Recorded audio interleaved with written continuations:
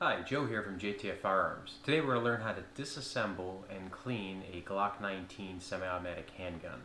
Most semi-automatics clean the exact same way, just the takedown's a little bit different. In future videos we'll use some different firearms. We hope you enjoyed this video. Okay, so we have our Glock 19 here. I went ahead and put on some latex gloves. If you do this a lot, it can get really nasty in your hands, so there's no need for that. We always want to make sure the gun is clear before you begin working with it. I did clear this, but I wanted to go over it anyway.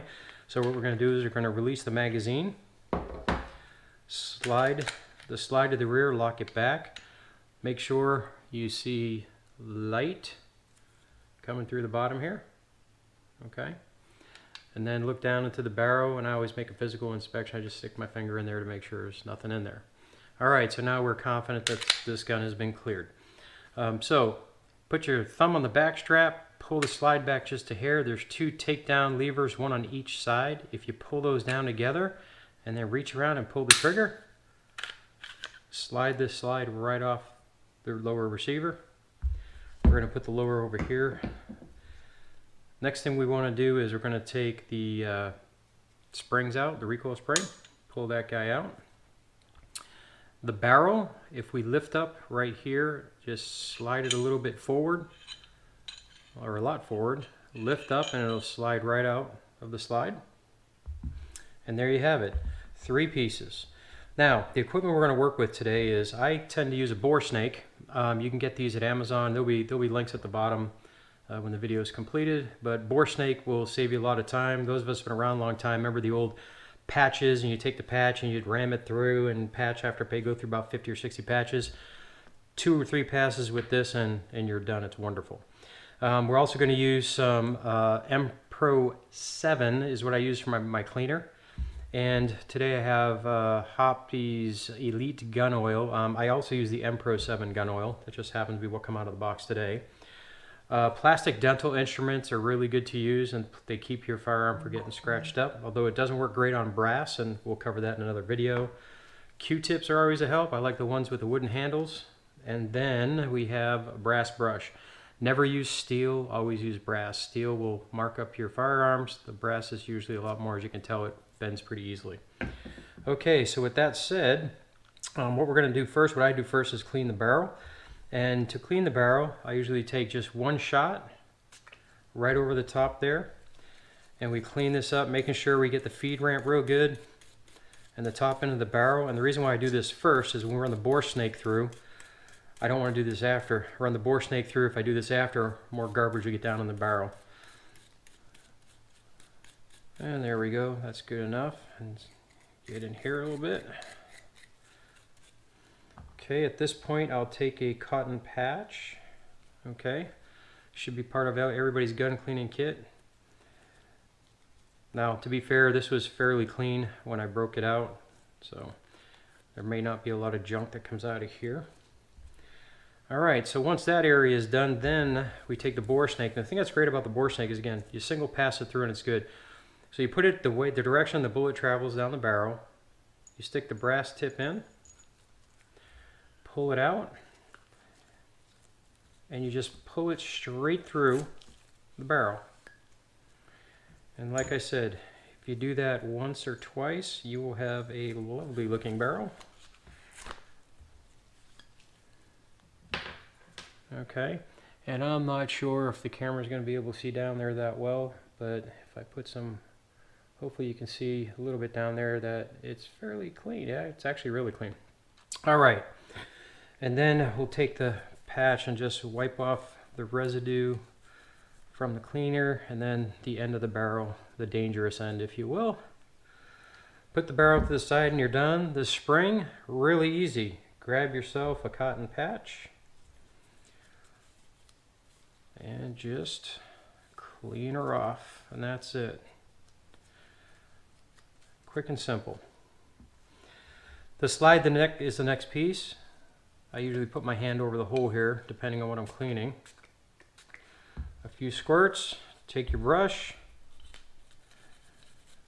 especially see if there's any brass by the firearm pin. You want to scrub that down, get that all nice and clean right in there. Try to move it a bit closer so you can see. There we go. And then the slide itself. This is basically loosening up the carbon, and then you're gonna go ahead and take a pad and wipe it all out. All right, back to the cotton. This is where the dental tools come in nice and handy too, and I'll show you that here in just a moment.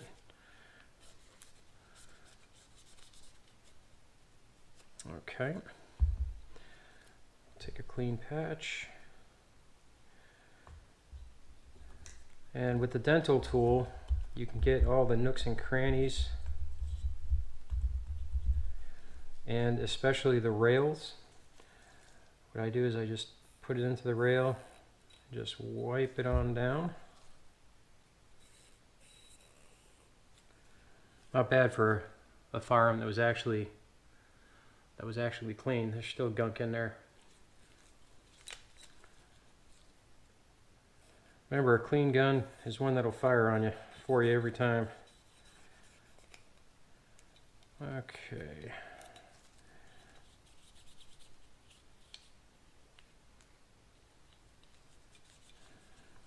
And that's about all she wrote for there. All right. For the lower receiver, it's pretty simple. There's really not a lot in here to clean, and there's very little, if anything, to lubricate. I just tend to wipe it down with a cotton cloth. Get inside the magazine well pretty good. And wipe the excess oil off, because you're going to go ahead and re-oil it anyway.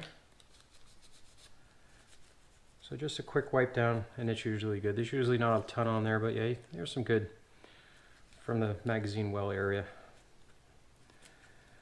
All right, now to reassemble this guy, do everything backwards.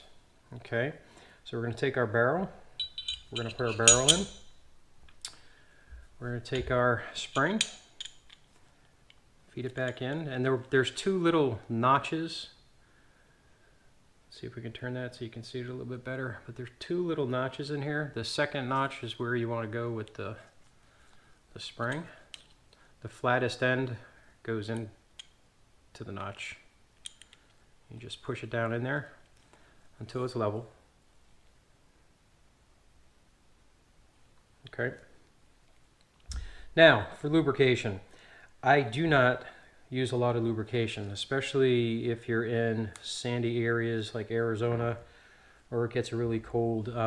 Oil tends to collect dust.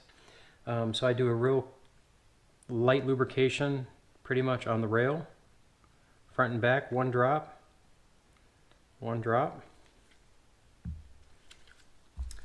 put the slide back on, you literally just insert the slide and you slide it all the way back to the rear and let it go forward, and that's it.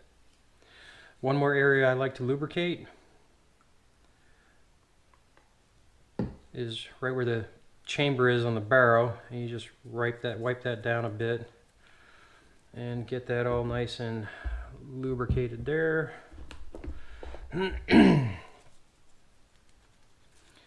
then slide the rack back a few times and make sure it's well lubricated. I'm going to lock the slide to the rear because I'm just funny that way.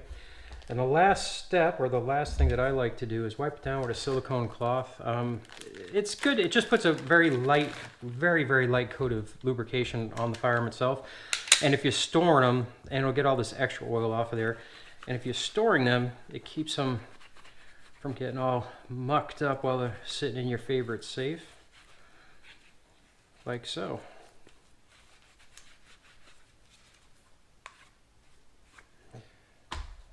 And that's all she wrote. And that is how you disassemble, clean, and reassemble the Glock 19. Alright, well thank you for checking out this video on how to disassemble and clean your Glock 19.